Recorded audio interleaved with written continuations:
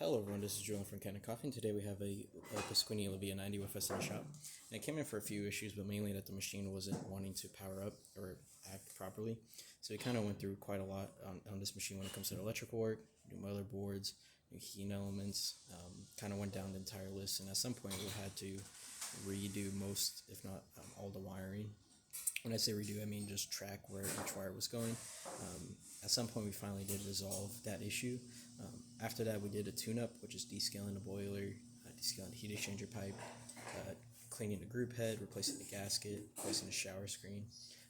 After all that work was done, the pump that was in this machine, which was from the year 2000, was struggling towards the higher end of the pressure. So you'll try brew a shot, it'll get to X amount of pressure. Don't know what that is just because this pressure gauge this doesn't have a pressure gauge.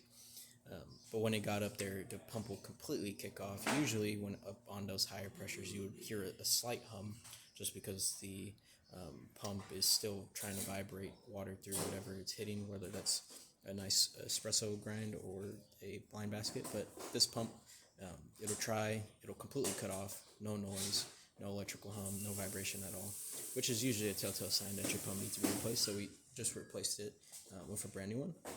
So now we're going to quickly brew a shot. This is a new gasket, so it is a little tough, but as you more use it, it'll kind of get back into place. But I'm going to grab a cup and we should start this brewing. Alright, so now we're going to go here, do our double shot. Now I did reprogram the settings on this machine, so I recommend reprogramming it to whatever coffee you're using, but as you can see, working really good.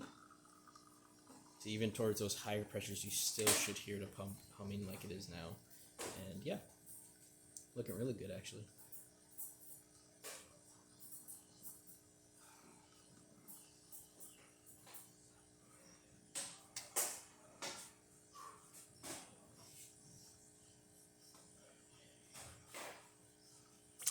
Beautiful.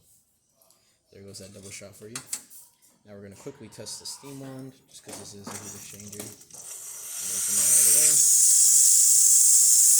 Pretty good steam. Of course, you can see how much steam is in your boiler through there. You can adjust it by adjusting the pressure stat under the hood.